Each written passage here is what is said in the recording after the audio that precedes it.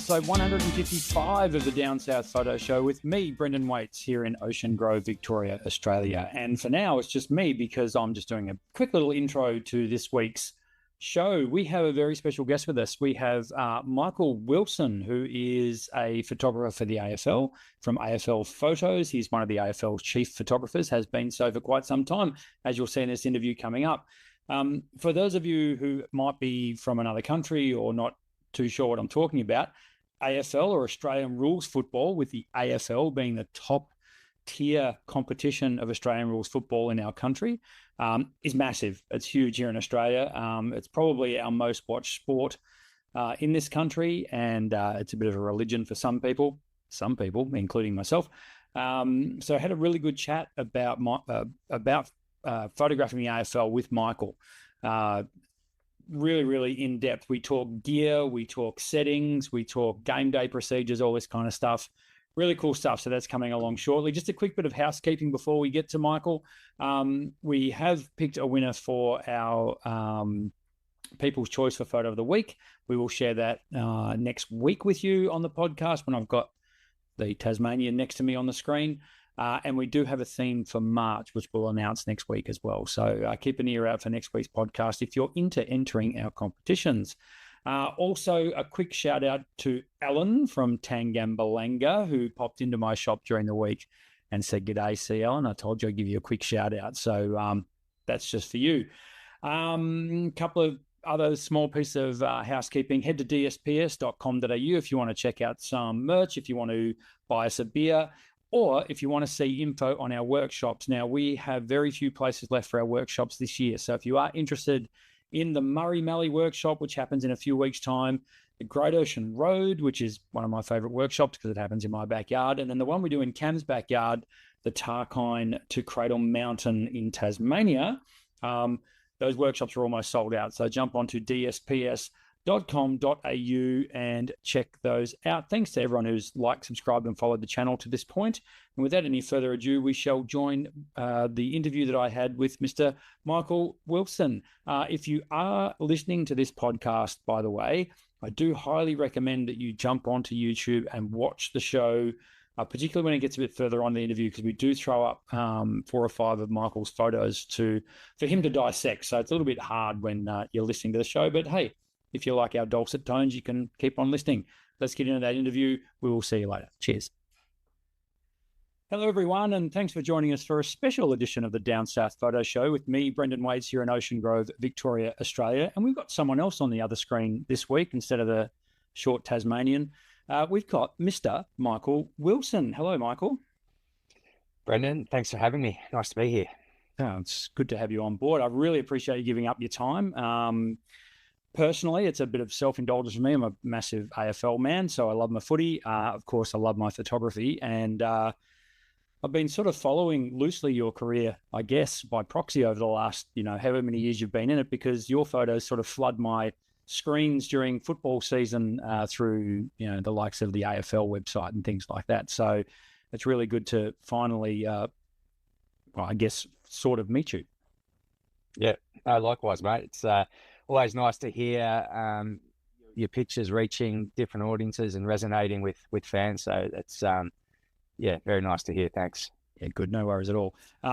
The way we normally do, these are pretty loose chats. It's sort of part of an interview series we've been doing of late with, fellow photographers. I don't know if you've seen much of the show, but we normally talk a lot about landscape photography, but it's always good to get perspectives from other genres, and in particular, as I say, sports photography, because it's just hats off to you guys, like what you're able to achieve and some of the images that you've produced over the years. I mean, you must be pretty happy with your body of work to this point. There's a great sense of pride in the folio I've built over the journey, I guess. There is pride, but there's also a lot of for a moment, never forget how lucky I am to sort of do what I do. Sitting on the sidelines each weekend, shooting what I think is the best game in the world, a pretty privileged kind of role. So I almost feel a sense of responsibility to deliver pictures that tell the great stories of the game. So but the great thing about photography is you just don't know when that next great picture is going to be, especially with sports photography. It could Yeah. be, this Friday, or, it could be the end of the year. Just don't know. That's what keeps you on your toes. It keeps it interesting, and keeps you really motivated as a sports photographer. Yeah, for sure. And we were just talking before we started recording that the AFL season is opening kind of this weekend, and it's been thrown a massive curveball. Shout out to the people that are up in southeast Queensland and northern New South Wales with a cyclone bearing down on them at the moment, unfortunately. Yeah. So a couple of the games that were to go ahead in Brisbane and on the Gold Coast have been postponed to later in the year. So that throws, we were talking sort of kind of COVID vibes around that one, wasn't there? Yeah. So as I mentioned to you, I should have been talking to you from Brisbane this evening. I'm back in Melbourne now. Yeah, given what's happened up in Queensland. So change of plans. Yeah, real COVID vibes, trying to reorganise things, on the fly and just making things work. So I'm heading back up to Sydney Friday now for the matches up there this weekend, which will be fantastic. So, we've got to do what's right for the community, and fingers crossed for the people in Queensland. Yeah, absolutely. When we do these interviews, we like to kick things off with a little segment I call burst mode. So you're ready for a little bit of burst mode action. It's basically a series of questions that I throw at you. There's no wrong answer. We just like to hear your insights a little bit. So just to get to learn a little bit more about Michael before we get into the really hard hitting questions, mate. So let's get into that. Your first camera? I've still got it. It was a Pentax K1000. Right. It's like you've watched this show, I'm sure. Yeah. Yeah. See what's sitting up on the shelf behind me there, Michael? Yes, I do. It's and I've got mine sitting on a shelf as well. It's a classic camera. I think it's nearly every photographer's first camera. It's a beauty. And last time I used it was a couple of years ago. Put a roll of film in it and shot a Western Bulldogs team photo day with it, just some portraits, and still produced great results. Sensational. So which leads me to the next question. What's your favorite camera of all time? The camera I'm using at the moment, the Canon R3, is pretty awesome. It's the first mirrorless camera that I've used, and I haven't had a camera that focuses so quickly and has such consistency with just every image being sharp in a burst. Like cameras that in previous eras have had, you do a burst of 10 and you might get 3 or 4 that are pin. The others will be a little bit soft, but this mirrorless technology is just raising the bar as far as image clarity. Yeah, absolutely. And we will drill down a little bit further into your gear as we go through. Color or black and white? Generally color, but I do always find a place for black and white, more with emotive type images. I think if an image that I capture has some real emotion behind it, and I think black and white will enhance that and give it even more emotion, then I'll convert it. But generally color. Okay. And how long have you been a professional photographer? This is my 2005 was my first season I shot AFL. So I guess the year after that is when I kind of became a photographer. So what's that? 2018 years, I guess. Yeah. 19 years. Yeah, rolling around to 20 years of being in there. That's awesome. Do you have a favorite photographer? Wow. So it's not called burst mode for nothing, mate. So it's good. It gets you thinking. I like it. I feel like I should be answering these a lot quicker. Look, no, it's good. The guys that I looked up to when I was into the industry were guys. One of them still working today is a good mate and a colleague at the Herald Sun. We don't work at the Herald Sun, but we're photographer colleagues. Michael Klein. And other Herald Sun photographers at the time were Michael Dodge and Wayne Ludby, who are legends of AFL photography. So those three guys were probably photographers I looked up to when I was breaking into the industry. Yeah, nice. None of them have been on the podcast, mate. So you're way ahead of them already. So, what's more important, composition or exposure?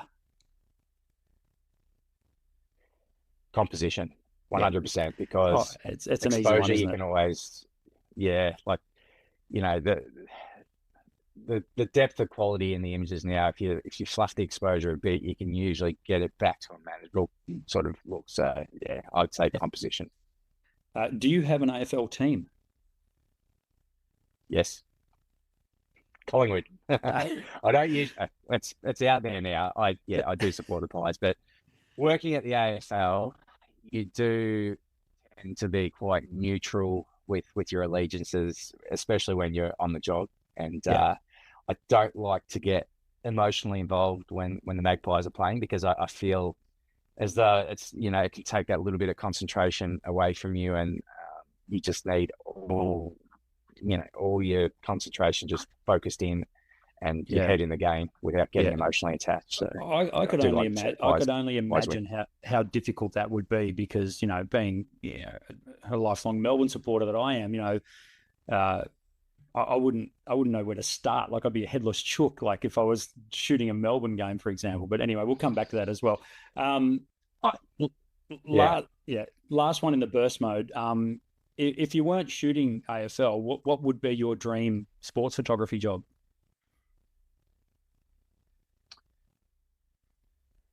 I love American football. I've never shot it, and it's kind of on my bucket list. I love gridiron. I love the whole fanfare around it, and the exhibitionism that the players had. But I also just really enjoy the game. So look, probably gridiron would be right up there. Yeah, that'd be pretty awesome. Be a lot of traveling involved with that. That'd be brilliant. Yeah. So the Michael Willson pro photographer journey. So I want to sort of reach back to 2005, or probably even before that. What was the genesis for your beginnings in sports photography in general? Yeah, so I had a bit of a, I guess, indirect path to where I am today. I actually studied as a graphic designer, and I worked as a graphic designer for 5 or 6 years, just in studios around Melbourne. And I guess I was fortunate in that, as part of the graphic design degree that I did, photography was one of our core subjects. And so I always had the technical knowledge, and this is back in the film days and dark rooms and all that kind of stuff. So always had the knowledge, and always really loved photography. And but I just ended up being a graphic designer because that's what I was qualified to do. So, but after a few years of working as a designer, I just had a burning to kind of explore photography more, and I just felt that I had more to give as a photographer, and I was just getting a bit burnt out as a designer. And I always loved football. Football's been a huge part of my life right from the age of, since I was born, really. And I just wanted to combine the two. So, I always loved looking at the footy photos in the newspaper growing up, and I'd cut them out and put them on my wall. And always just had this passion for footy and photography, and thought, why can't I make a career out of that? So no one really had a pathway or told me how to do it. So I just pretty much bit the bullet one day. It was like 2004 or something, and I just bought a camera, a decent digital camera. I bought a long lens, and just started shooting like country matches, VFL matches, just matches where you could just go and you didn't need an accreditation or anything like that, just to build up a folio and pretty much teach myself how to shoot football. Yep. And one of those things, the more you shoot, the better you get, the more you learn, you meet other photographers and that kind of thing, and get feedback. And my big break came in probably, in 2005, when I shot an Essendon intra-club match. And I remember I sent my best pictures into the club, emailed them into the club, just introduced myself saying, "Hi, my name's Michael. I was at your intra-club today. These are the pictures I took. Please feel free to use them on your site," whatever. And they got back to me straight away and said, "Oh, these are fantastic. We'll, do a gallery on our site, and we've actually got an intra-club next week. Do you want to come down and shoot that?" Oh, fantastic. So that was kind of like a little opening. And then the next weekend when I went down, I met the media manager of Essendon at the time. Simon Matthews was his name, and he offered me their photographer's pass for that season, which because every AFL club can have a photographer on the field. And that was huge. That was like, I couldn't quite believe that they was sort of showing their faith in me to take their photos for that year. So with that accreditation with Essendon in the 2005 season, I just, that was when I got to meet all the guys I just mentioned before, like Michael Dodge, Michael Klein, and Wayne Ludby, these guys, and got to, got in their ears about how can I improve, how can I do this, how can I do this better, and got feedback. And, by the end of 2005, I had a folio that I thought was, really strong and was, getting up towards a professional level. And in 2006, I reached out to Getty Images, who were the official AFL photographer at the time, and started doing some freelance work for them. And then in 2007, the AFL took its photography in-house. And that's when I was offered a full-time position. So,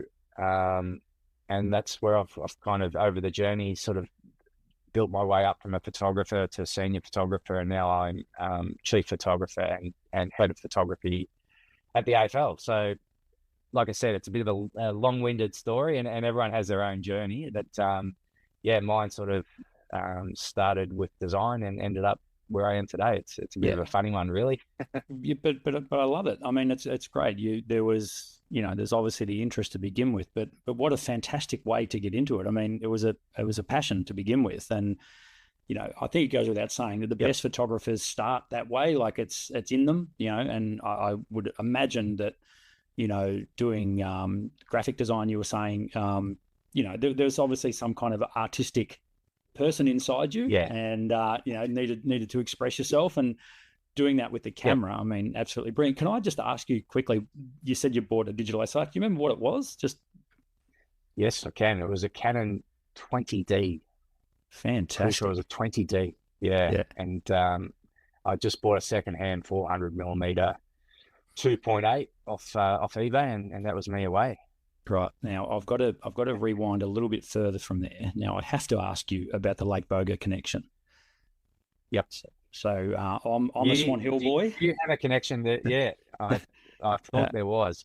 So I'm a Swan Hill boy, and my wife is pretty much Lake Boga royalty. She's a Notting, so very, very well known in that area. You played to the Lake Boga Magpies, is that right?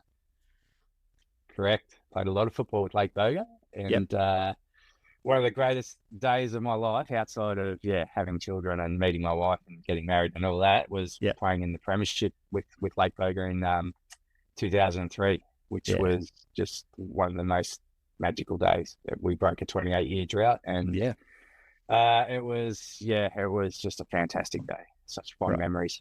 So you're from that area? Yeah. So I was born in Swan Hill, but the connection to Lake Boga goes back to my dad. His father was actually president. So my grandfather was president of the Lake Boga Football Club back in the 50s. Yep. Because they lived in Lake Boga, and eventually my dad moved to Swan Hill, and but the connection to the Lake Boga Football Club was always there, and that's kind of how I ended up playing football there. And a lot of cousins of mine and friends of mine ended up playing there, and it's a great club, a great family club. And like I said, the premiership we won is rated so highly in one of my most memorable days ever.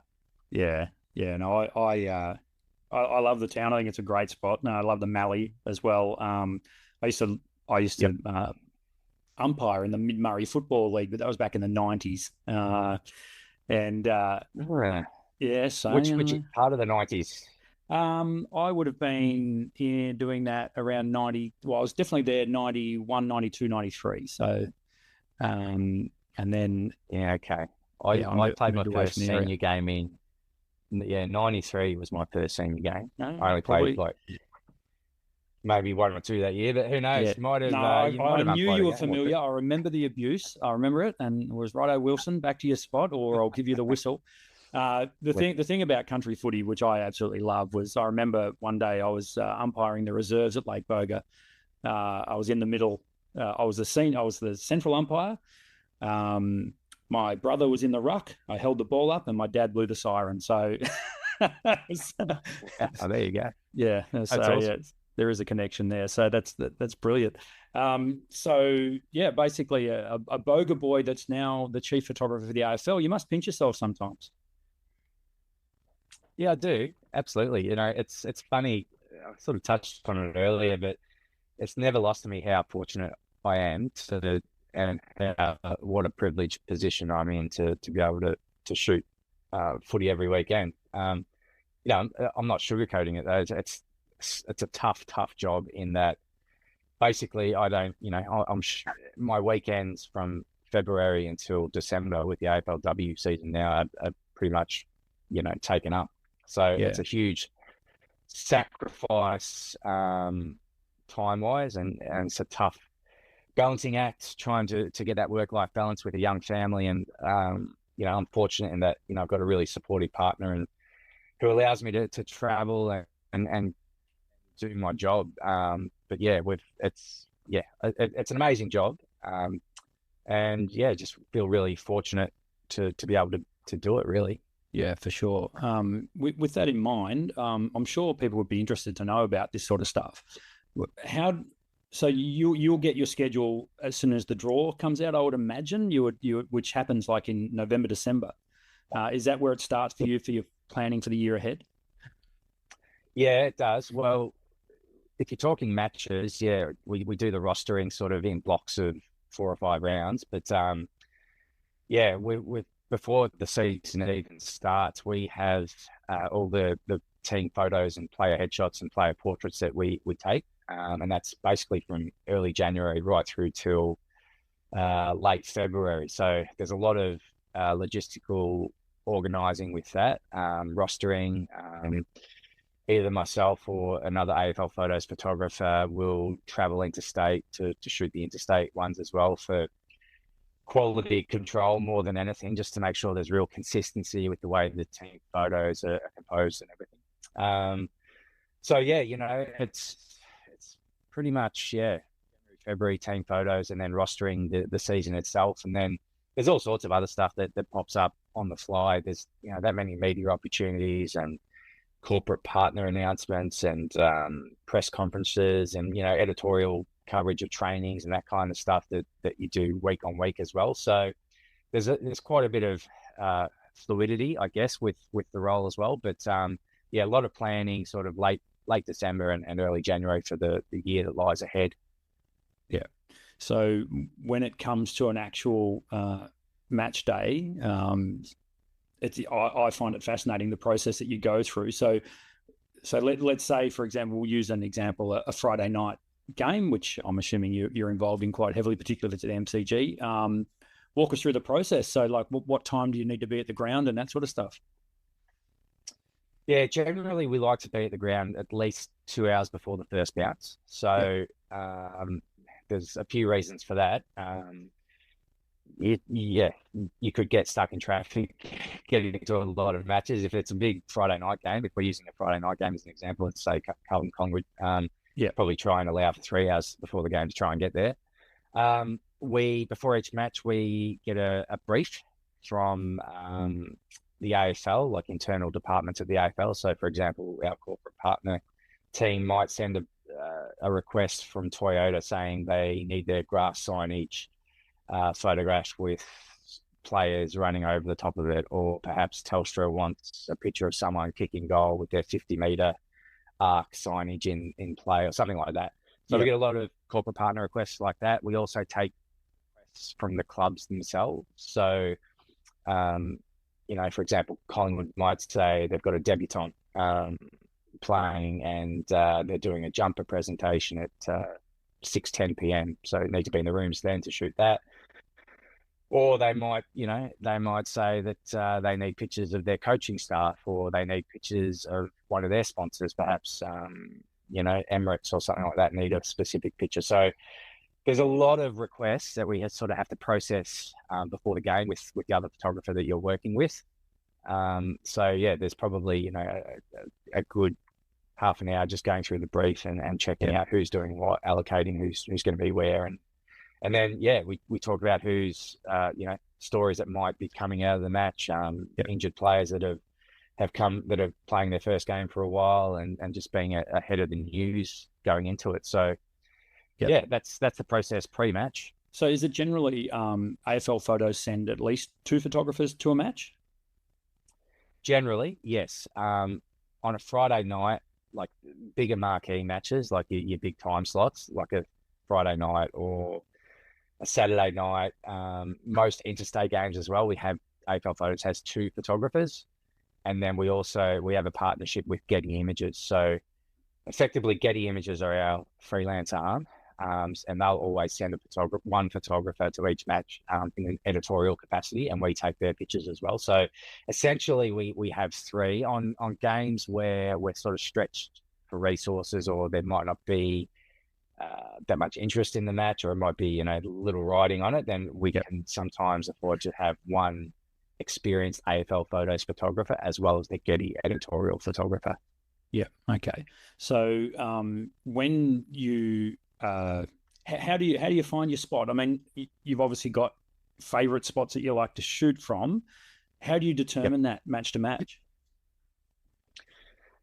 It's well, I do have a favorite spot. Generally, it's if we use the MCG as an example, if you're on the interchange bench at the MCG looking out to the ground, I'm always outer side to the left, so punt road end, Shane Warne stand side, and I pick that position most rounds that I shoot at. To be honest, your position with Australian football, shooting Australian football, is not that important because the play can happen anywhere. The moments can happen anywhere, and you could send yourself bonkers trying to think, oh, I should sit there because he might kick it. It's a 360-degree game. The players kick the ball 50, 60, 70 meters sometimes. It's so unpredictable with where the key action is going to be. So it doesn't really matter where you position yourself. Like, yeah, that's kind of, a lot of people ask me that, where's your spot? Do you move much? Where should I sit? There's no right answer for it. And generally I pick sort of one spot and generally stay there for the whole match. And just hope the stars align and you're in the right spot at the right time. Yeah, for sure. That must get sort of inside your head, like particularly if you're on the 50-meter line of the punt road end Shane Warne stand, and then something happens over in front of the members that's, and you might have the big lens out, but you haven't quite got the composition that you want. I can well imagine that it could be a bit frustrating from time to time. Absolutely. Like, there's a lot of luck involved in this game. Sometimes you're on the right side of it. Other times luck goes against you, and it can send you into a really dark place if you start thinking about it too much.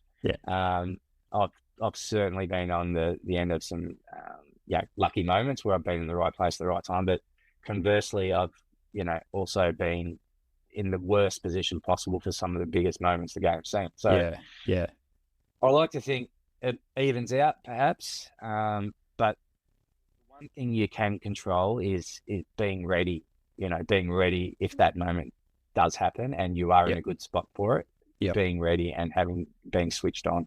Yep. So are you taking commentary for the game? Yep. Yeah, absolutely. I always try to listen to the radio during a match. It's a bit of it's like an extra set of eyes for you. Especially for breaking news stories, injuries, reports, that kind of thing that you might not necessarily see at the time. It's, to me, listening to commentary is a bit of a crucial element to what we do. Yeah, I well imagine. I mean, I've been at games before, and you don't even realise that a player's been injured or something's happened on the bench, and you don't actually know if you haven't got your radio on. So I can understand that that's absolutely quite helpful for you. Let's talk gear if we can. You're talking, so you shoot Canon and you are using the Canon R3. So can you walk us through what you would take to a game? Yeah, so my kit, I've got 2 Canon R3s, and I do have an old Canon 1DX Mark III. No, yes, 1DX Mark III, I'm pretty sure it is. Yep. It's an old DSLR. that I use as like a third body, and sometimes I actually set it up as a remote behind the goals, which I can sort of go into a bit more detail later on. But yeah, for a standard match, 2 Canon R3s, I've got a 600mm f4 telephoto, an R series lens. I've got a 70-200 2.8 R series. And the smaller lenses I have are 24-70 and a 16-35. So generally pre-match, I'll use a 16-35 and a 70-200 when the teams are coming out to the ground and all that sort of thing. And then during the match, it's almost, pretty much the 600 on the R3, and the second body, the second R3 has the 70-200 on it for play. That's just that little bit sort of closer to you. So swap bodies, depending on how far away the play is from where you are. Yeah, and you've got that big ass lens sitting on a monopod, I'm assuming, to take the weight of it. Yep.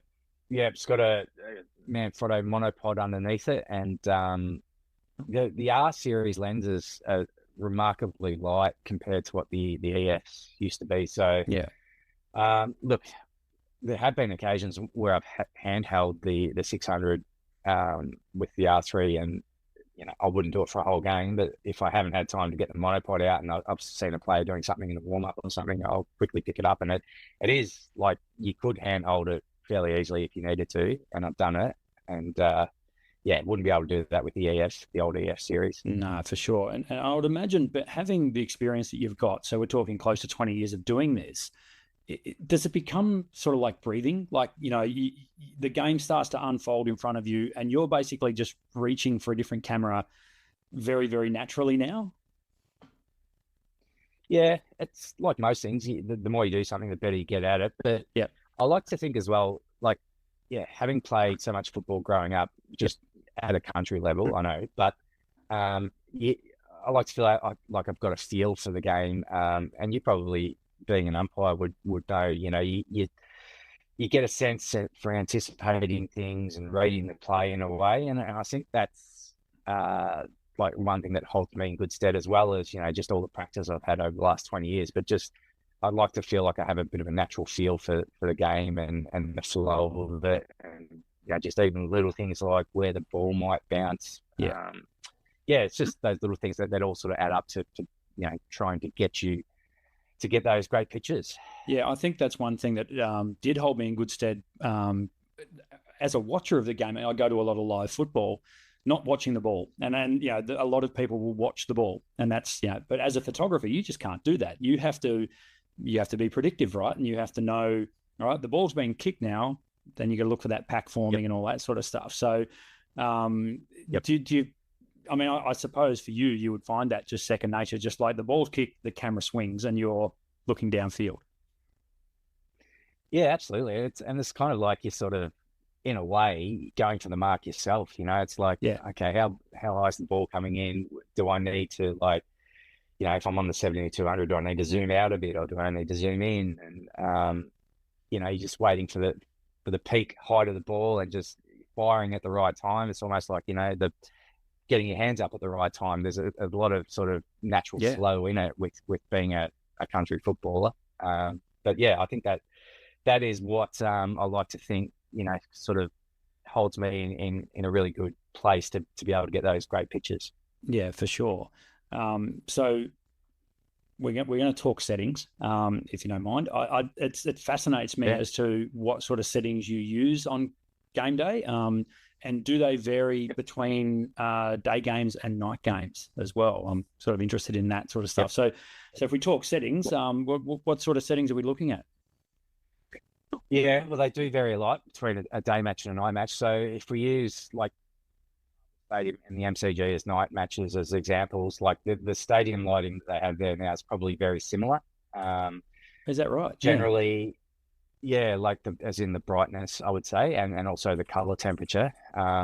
Wasn't always the case, because Marvel, up until a few years ago, used to have the old tungsten kind of lights, and it was really a really dark, muddy, flickering kind of light. But now they've got the new LED types, which the MCG have had for quite a few years now. So settings wise, night match, generally my ISO would be around 5,000, which I know sounds really high. But the trade-off for that is, you get a shutter of around 2,000 maybe. Yeah. I would say at an absolute minimum for any aspiring sports photographers out there, you want a minimum shutter of at least 1,000. So, 2,000 is a good shutter speed to have for a night match. And then if I'm shooting on the 600mm, it's an f4 aperture.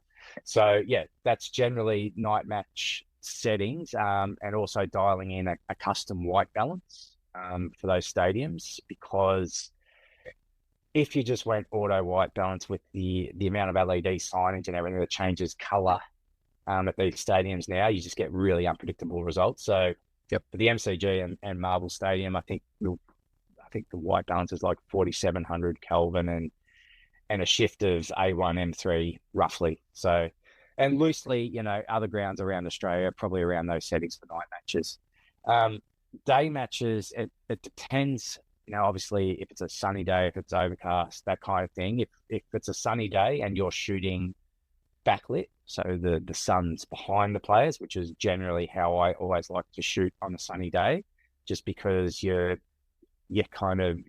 avoiding those really harsh shadows if the sun's sort of right in front of or on top of the players, those really dark shadows under the eyes and that kind of thing. So on a sunny day, I'll always try and shoot backlit, and generally my settings, if it's a bright sunny day and it's a mid-afternoon match, you might be able to get away with an ISO of like, say, I don't know, 640 or 800 and a shutter speed of 2,500, 4,000 of a second, something like that, and f4 again. So and it's funny, like the Canon R3s are amazing at handling noise. So when I said 5,000 ISO for a night match, it does sound like a lot for photographers out there, but the way these mirrorless cameras handle the noise is really amazing. So this has been the biggest sort of evolution, hasn't it? I mean, particularly with Canon, totally.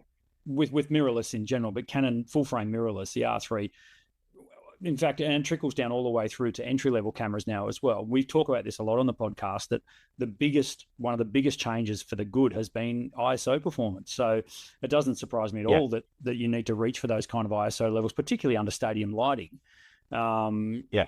Just to maintain those high shutter speeds. And this will relate back to people who are keen on their wildlife photography as well. And also you've got working for you these days as well, a lot of editing software that can clean up images as well.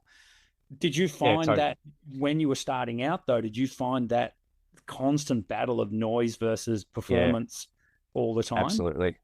Yeah, definitely. Like, I can remember first shooting night matches at Marvel Stadium or Telstra Dome, as it was back in those days, like in the mid 2000s, and the light was so bad and it would just fall away at the boundaries. And quite often you'd shoot at like 800th of a second and at like 1600 ISO, and you actually just had to underexpose things, because the higher you bumped your ISO, the pictures were just unusable. And this is back when print was big. Most of your pictures were being printed, they weren't being seen on Instagram or digital outlets. So it was a real struggle back then. And the early iterations of digital cameras, the noise, the handling of high ISO was nowhere near what it is today, and the image quality really suffered back then because of it. So it's funny. I lot of like young photographers that I get questions from are too afraid to kind of bump their ISO up, and I'm always sort of giving the advice that don't be afraid to really push your ISO, especially, like I said, 90% of my pictures now are just viewed digitally, so you can get away with they're on a screen that big. I mean, it's exactly. Okay. So exactly. So that's one of my big bits of advice for aspiring photographers is don't be afraid to push your ISO. Yeah. So when you're taking photos now, I've watched photographers when I'm at the games. I'm assuming you are tethered to a laptop, or are you sending images as you take them to HQ, or how does that process work? Yes. So we're not tethered as such. Like, we don't have cords feeding directly into the laptop. But yes, I have my laptop right next to me. I have I have 3 cards that I use in rotation. I basically download my cards as I go. Yeah. And yes, we're filing as we go. We use a photo editing program called Photo Mechanic to caption our images. It's a really powerful editing program that allows you to have what's called code replacements, where you can, quickly caption a player's name just by putting his number in or something like that. So yeah, like there's an expectation, during a match that, within the first 10 minutes of the game, you should have at least 3 or 4 pictures online, filed through to the AFL photo site, ready for clubs, the AFL and editorial outlets to start using your content to give updates on the match that's happening. So, and that speed of delivery has grown so much in my time. Like, when I first started out, if you got 10 pictures filed for a whole match during the game and another 10 after the game, a total of 20 pictures for the whole match, you're doing well. Now it's I'll sometimes have 20, 25 pictures filed in the first quarter. Just the appetite for the content and the expectation and speed of delivery and the reputation that we as AFL Photos have made for ourselves for getting our pictures out there really quickly is just sets a really high bar, and it can be really stressful. It can be a real struggle getting that balance between when do I file and when do I shoot, when do I stop shooting, and you can get caught out very easily if you're filing and a big moment happens and you haven't got it. It's a very fine line, and I've been caught out a couple of times by having my head in my laptop and missing big moments. Most photographers that you'll chat to at AFL level have similar stories, because the speed of delivery is just the expectation's so high that it has to be quick. And it's just part of the job now. So this side of the thing, this side of the whole job fascinates me. I mean, basically what it means is the pressure that you've got, that you're under to get it right in camera is so great. I mean, which is even more credit to you. I mean, because you've got very little. I mean, so any editing at all before it gets filed? The only thing we can do really, and editorial guidelines as well. Anything editorial you can't touch, as in like you can't add things and you can't remove stuff out of it. You can't use the clone tool basically, and you can't adjust the colors too much. It's basically just a crop. Really, you can crop and straighten your horizon line. Yeah, and that's pretty much all you can do, and that's pretty much all the time you have to edit. It's, you don't have any other time to do anything else. So, but like the technology is so good now. Like I said, the MacBook Pros are so quick at processing pictures. You've got, like I said, Photo Mechanic. I can capture a picture in probably 10 seconds now. I take it into Photoshop, I crop it. I've got an action that sends it, straight back to Photo Mechanic and onto the AFL Photo server. And it's online within 30 seconds, like amazing. The technology is that quick now, and that the workflows we have are so well drilled now that that's the reality. We can get pictures out really quickly. But that's not to say it doesn't have its stressful moments. No, I could well imagine. And that, I mean, says to me that that everything goes out in JPEG form. Do you have RAW files as well, or is it only JPEG? Yeah, never for a match. I never shoot RAW for a match. It's just, it would slow your workflow down way too much, just even downloading the RAWs. So, and there's really no need. Like I said, 90% of what we shoot is digitally viewed. There's no need to shoot RAW. You just got to make sure you get your exposure as close as you can, correct in camera. And the only time I'll shoot RAW is if I'm maybe doing a portrait session with a player for the AFL record or something, and even then it's more just an insurance policy. Like it's like a bit of a backup. I'll still always use the JPEG, but if I really like overexpose something and I've got a great pose, I might go back to the RAW and sort of bring it back up. But I would say 95% of the time it's just shooting JPEG.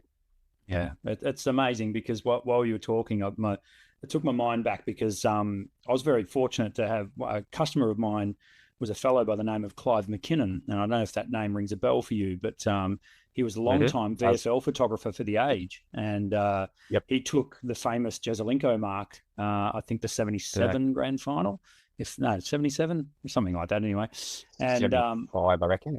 Something like Jezelenko You Beauty, that very moment. And 75, I reckon it was. Yeah. And he was telling 70, 1970, I reckon. Yeah, 70. I think you're right. Yeah. Anyway, he was telling me the pressures he was under back then to get the image processed and ready for the paper the next day. if only, Michael.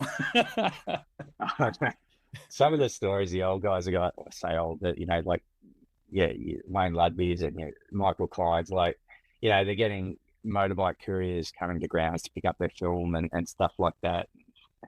I came into the industry right sort of when digital was kind of taking over. So I can't imagine what it would have been like back then. Just got to dip your lid to the way the guys got through it back then. It's amazing. And when you think about now, the fact that you can take an image and I can see it on Instagram or on the AFL's feed literally within half a minute, it's phenomenal stuff. So, we live in a pretty amazing age from that regard. We do. So when it comes to image rights, you're working for the AFL, so basically they own the images. Is that how it works? Yes. So because I'm on staff at the AFL, and any shooter that shoots for AFL photos, yes, copyright lies with the AFL. They own all the images. So no, I don't get any royalties or any bonus payments if a picture gets picked up by Telstra for a billboard or something like that. Unfortunately, it's the big house takes it all. No, fair enough. I mean, you're working for them. I guess that's just how it works. Your the exhibition that you had though that traveled country Victoria, or it was probably further afield than that as well, but I was lucky enough to see up in Swan Hill actually. How does something like that come about? So I've had two exhibitions, one in Swan Hill. That was the first one, Beyond the Boundary it's called, and then Benalla last year. So no, I was approached by Ian Tully, who's the director of the Swan Hill Regional Art Gallery. He reached out and thought it would be a really great show for the locals, but also a great attraction to bring people to Swan Hill, and he thought there'd be a real interest in seeing some of my best work. So I was really on board with the idea, and the fact that it was going to be in Swan Hill, which obviously has a special place in my heart. It just all made sense, and it was a great thing to do. I really loved just going back, looking at the pictures I'd taken over the years, and just curating a selection of images that I thought would tell a really great story of every facet of the game, the emotion, the stories, the action, just everything. And I've said this as well, like, we've touched on it, quite a few times tonight already. It's just so often now we just see pictures on screens, but to see, these big, beautiful A1 prints all framed up right in front of you, you see details that you just miss if you're looking at it on a screen or on a phone or whatever. And it was just wonderful to see 30 prints just all there lined up, and people just taking their time to absorb the photos and look for little things they might have missed. And really loved it. And Benalla exhibition as well was fantastic. We mixed up the photos a little bit for Benalla. We sort of, there was more space, so we were able to include a few more, and that was really well received as well. So it was both times just been approached by the galleries, and loved doing it. Yeah, absolutely fantastic. And you're completely right. It's a saying of mine: a photo is not a photo until it's printed.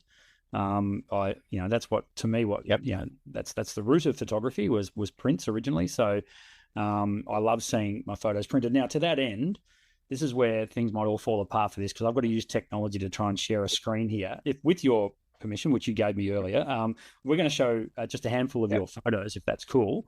So bear with me while I try and share a screen here. Let's see if I can do this. So go there and there. Now, can you see that one all right? Yep, got it. So this we couldn't do a Michael Willson interview without throwing this image up. Now, this image, how long ago was this? This is about 5 or 6 years ago now. Is that right? 2019, I think it was. Yeah, there you go. So yeah, pretty close.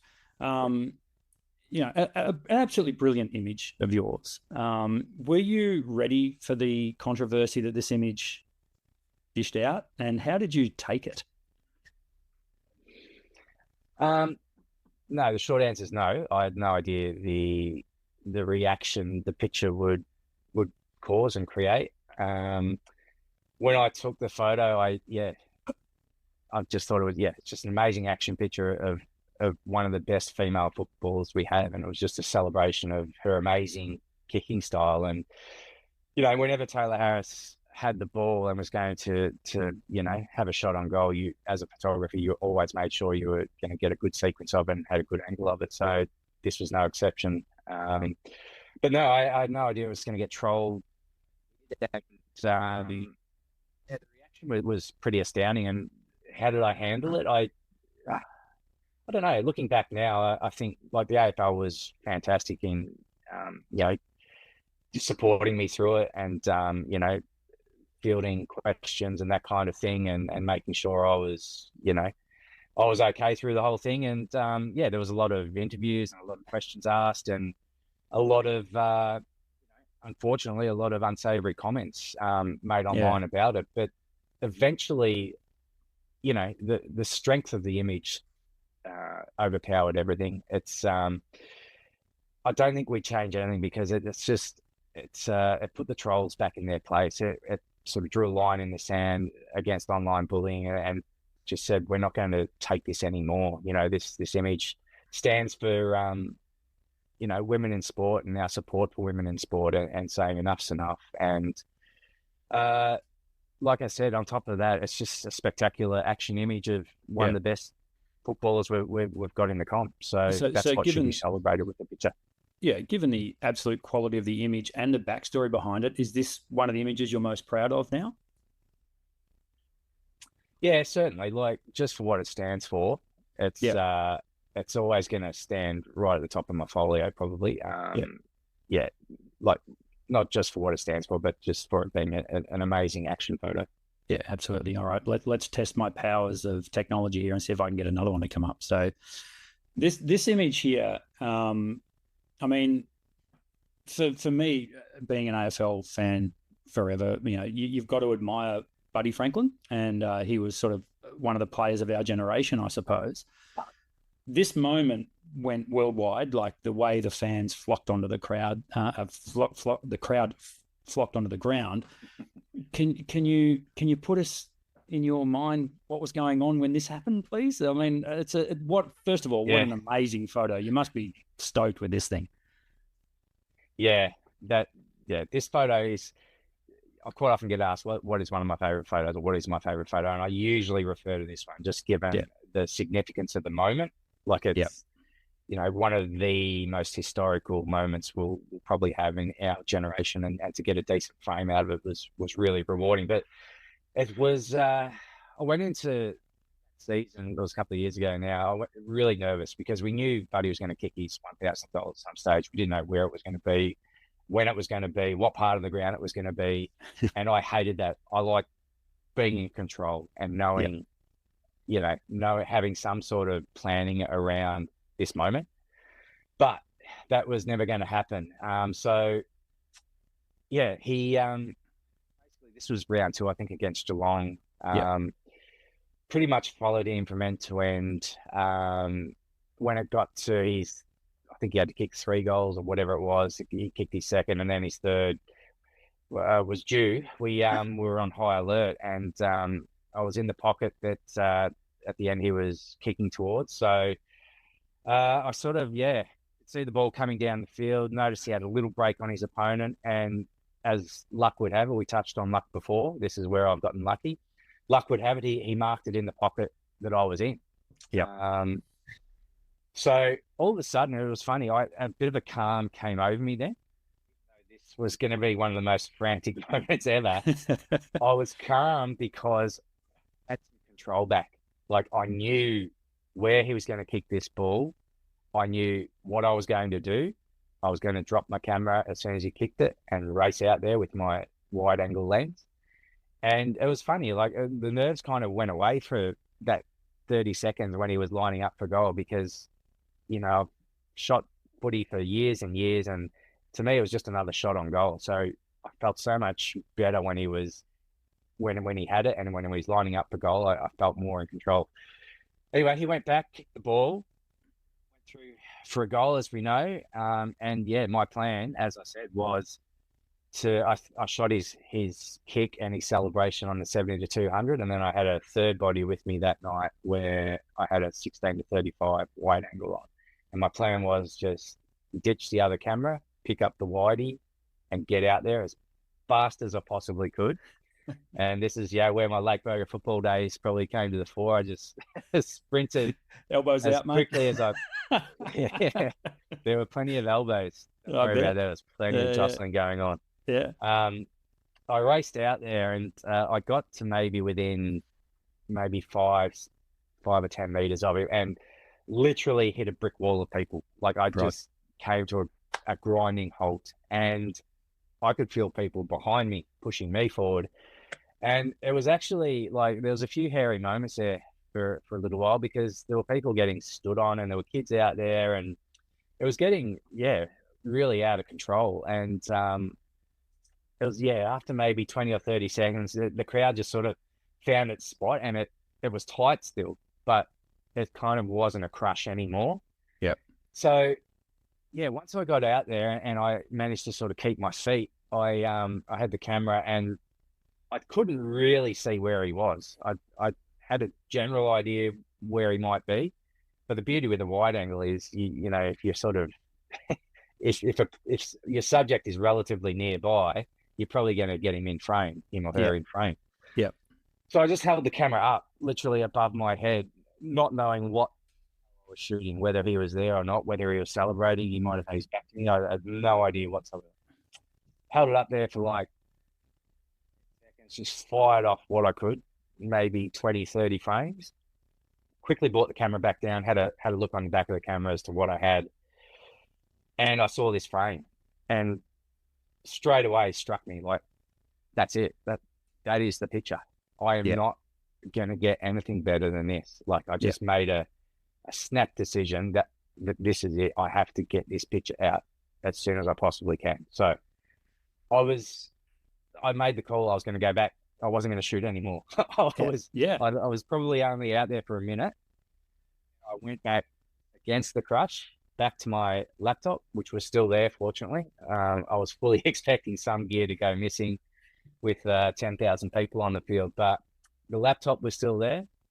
Downloaded the card, saw the picture, and it looked so much better on the laptop than it did on the back of the camera, and gave it a quick crop, and just pushed it out, and it went bananas on, it blew up social. It blew up, and I was getting lots of messages from people saying that's well done. You've nailed it. It's such a great picture. It's one for the ages. And it's a funny story. It's, I was only out there for a minute, but it is one of my favorite photos. It's just, compositionally, I couldn't have asked for anything more. It's just, and like I said, we'll probably never see a moment like this again. The way the game's played these days, no one's going to kick 1,000 goals. No one's going to get near it. So I wouldn't have thought so. And the fact that you've got a few of the players flanking him as well, and just that expression on his face, and the clenched fists and the muscles, and it's an absolute cracker, man. So and it's brilliant that you've got such an awesome story behind it that you'll have forever. I love it. Yeah, it's a funny story. It's I love going back to that moment.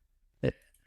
So this image here, which caught my eye pretty much straight away. What a spectacular image! When you look at a shot like this, like you see the action happening, is it? And look, I really hate the term spray and pray. That's not what you do. You're a professional photographer, but you can't predict a shot like that. I wouldn't have thought. So was this another one of those happy moments that, man, I got that? Yeah, yep. This is one of those moments, as we've touched on, right place, right time, the right angle. Like, very rarely, like, you see quite a few flying hand passes in football, but very rarely are they coming straight towards straight down the lens. So, yeah, that's what makes this one really unique. Yeah, it's just one of those things, the hair flying and just even the players looking at him, the desperation, the intensity. It's it's a very unique football picture. And like I said, when the luck comes your way, you take it. But by the same token, I sort of had to be there and zone in. I was concentrating and made sure I got a good sequence of that moment. I didn't know he was going to be airborne, but I was, switched on enough to know that there was something happening here and to be firing. So, the only funny thing about this was taken like maybe 4 or 5 years ago before mirrorless camera. So it was on like one of the old 1DXs and maybe 10, 12 frames per second, maybe less than that actually. But the frame before this, I think his hand is like, he's not quite as elevated, and the frame after his hand's completely covering his face. With the mirrorless cameras now, I would have had a whole lot more in the sequence to choose from. If there's one tiny thing in this frame that annoys me, is that his fist is partially covering his face. So with the mirrorless cameras, I'm sure I would have had a frame where his fist is just underneath his face. I would have made it a little bit stronger, but yeah, I'll still take it. Yeah, for sure. Which raises the question I haven't asked you yet, and that is autofocus. So Canon shooter, so AI servo, I think it's known as with Canon. Is that servo. Right? That's right. Yeah, servo. Yeah. And yeah, I've got 2 focus buttons. I always use back button focus, so I don't use the shutter button to focus. So I've got 2 buttons I use. I use one for eye detection focus with the R3, and one just with servo, just with center point focus. So I find like the eye detection focus with the R3 is amazing, but it's only amazing when you've got maybe 1, 2, maximum 3 players in the frame. If you've got any more than that, it tends to kind of get a little confused with the other faces in the frame. So that's when I'll sort of take over with the center point focus and have more control. Yep. So sorry, can I just pick you up there? So you have the back button set to center point focus and the main trigger set to eye detection. Is that correct? No. So there's another button next to the back button focus. I think it's called the AF. I think it is actually called the AF button, which I've got set up for the eye detection focus. Gotcha. So but they're highly customizable, the buttons. You could pretty much choose any button you wanted to make your back button focus and your second back button focus. So yeah, they're the 2 I've got, just the 2 buttons that are closest to your thumb on the back of the camera. So the main reason you use back button focus is so that the trigger is a trigger only and it doesn't change focus when you go to take the shot. Is that right?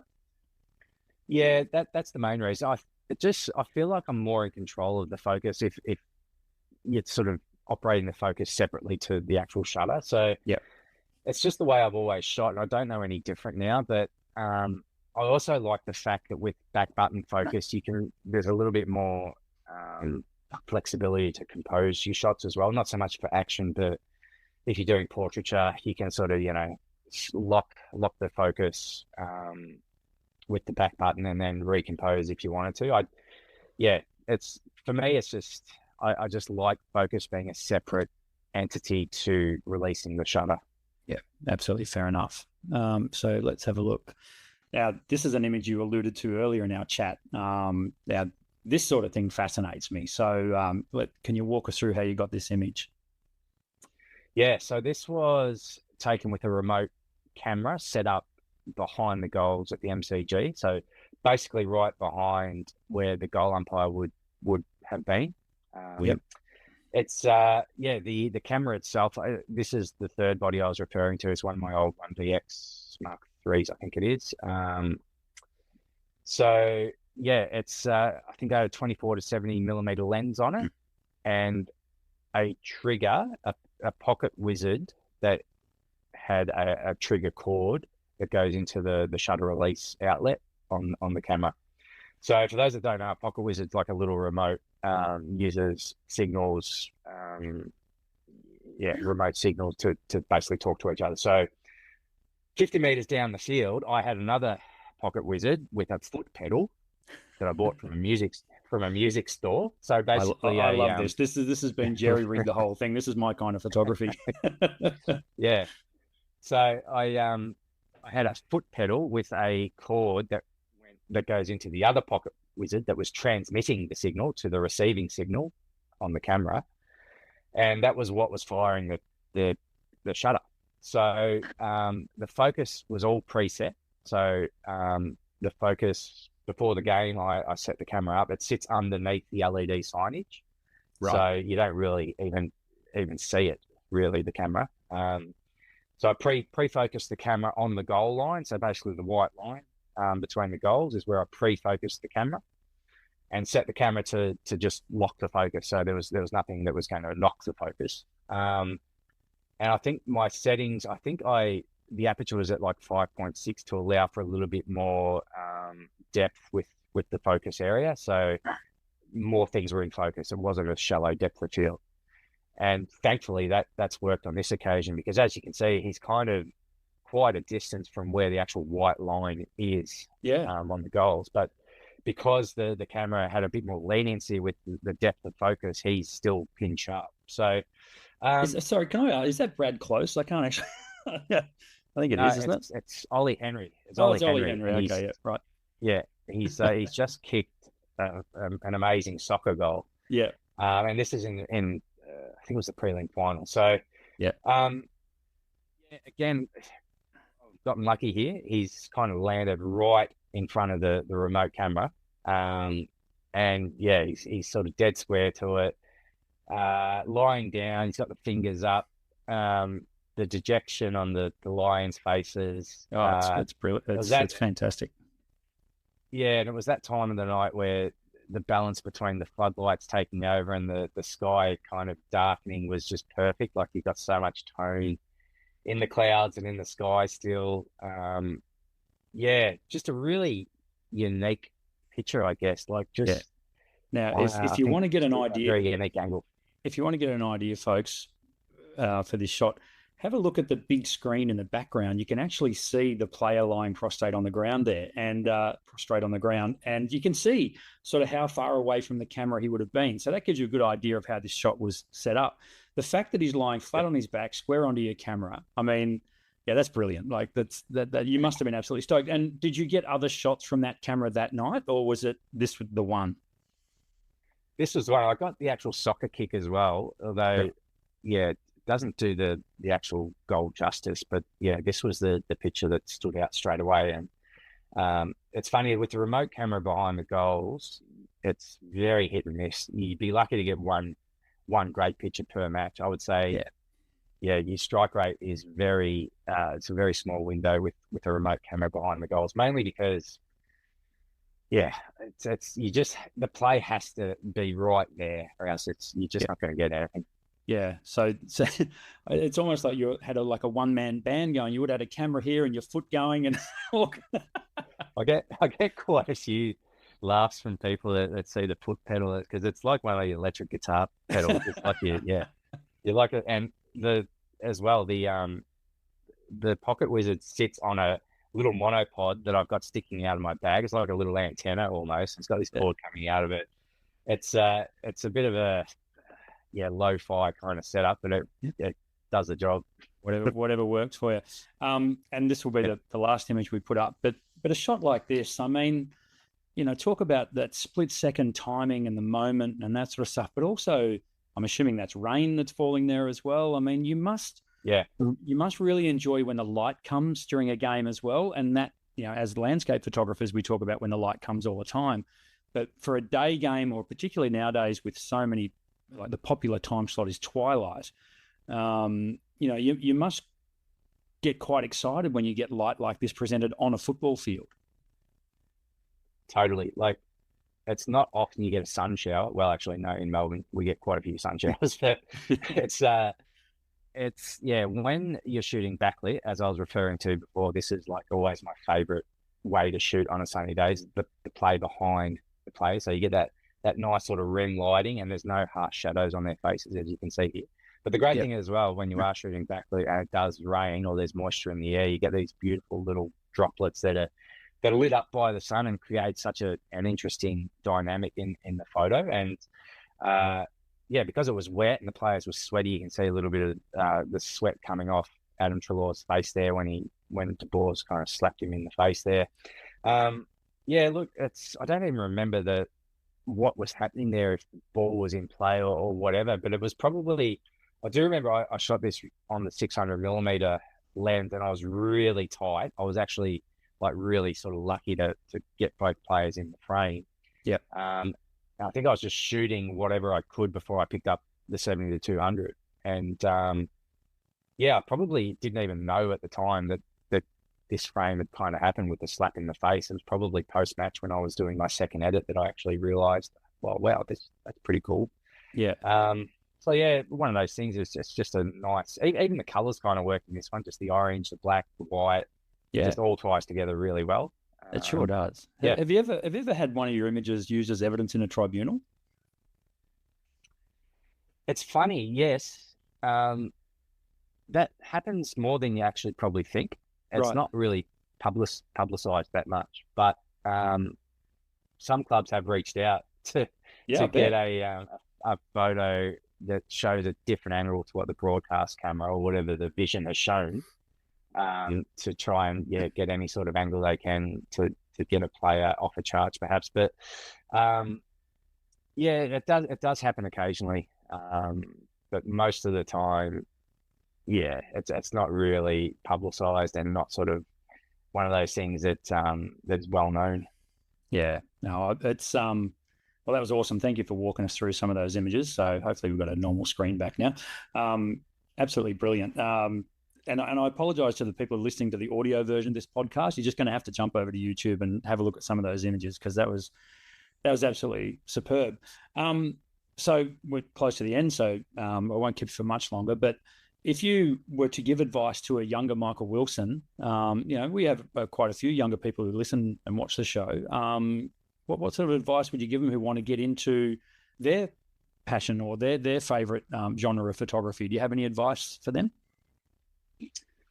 Yeah, I think it would be the same thing that I did myself, and that's all I've known is just get out there and shoot, and just, like photography is so great in that if you know the basic principles, the relationship between your ISO, your f-stops, your shutter speed, and so forth, they're the only things you need to know, and you can take that away, put your own spin on things and be creative, and just get out there and shoot and build up a folio and try to network. And if it's football or any other sport you're trying to break into, you need to also be really prepared to work hard and work weird hours, long hours. That's half the thing with sports photography and AFL photography is, there's a lot of talented shooters out there, but sometimes that challenge of working every single weekend for 45 weeks of the year is not that palatable to some young photographers coming through. So that's the other part of it. Just if you want to get to where you want to be the best in your field, you've got to be prepared to work hard and have the talent and work on becoming the best photographer you possibly can. Yeah, awesome advice. And I think we're quite lucky in Australia, because quite often, like, you could be in a small country town like Lake Boga, there's going to be a footy match or netball game or something going on that you can always, wander down and get some shots, and sharing them with your local club. I mean, they love it. I mean, Absolutely. I get asked all the time here in Ocean Grove for photos. I mean, I run a retail outlet on Saturdays quite often, so it's a little bit tricky for me. But that sort of stuff, and it's so enjoyable to photograph, and it's so enjoyable just to go and watch these games, but to look at them through a lens and look at them through the eye of a photographer, I think is quite a special way to watch football. So yeah, that advice of getting out to your local games and taking photos, you can't beat it. Yep. So the future, Michael, you're pretty happy being one of the AFL's chief photographers, I would imagine. Yeah, look, to be honest, I don't see myself ever doing anything else. So I'm so invested in it. I still love it every day.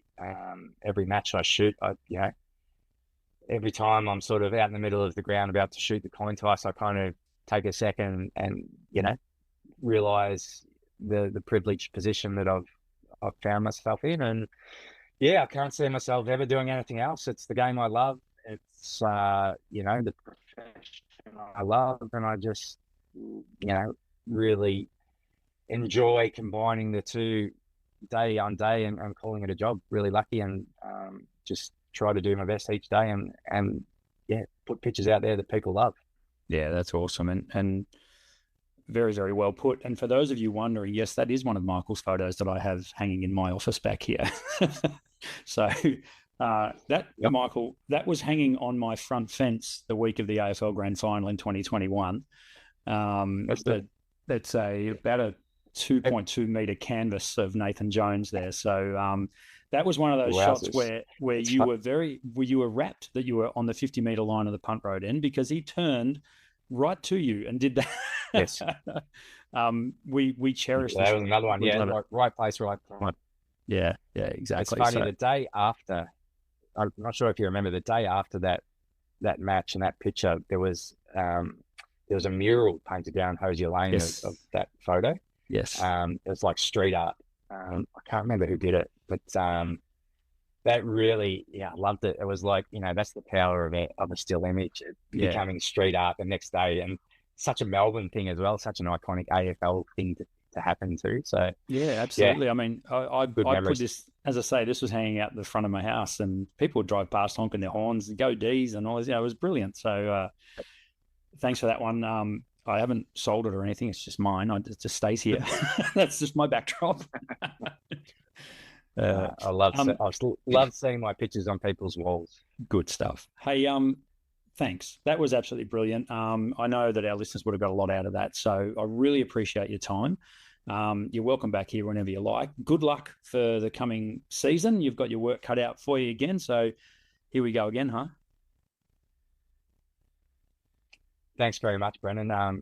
Rapt to have been able to join you, and I hope the listeners got a bit out of it. Yeah, no worries at all. Thanks for your time. We appreciate it, and we'll see you around the track. We'll see you up in Lake Boga one day. Will do, mate. Yeah. Cheers, mate.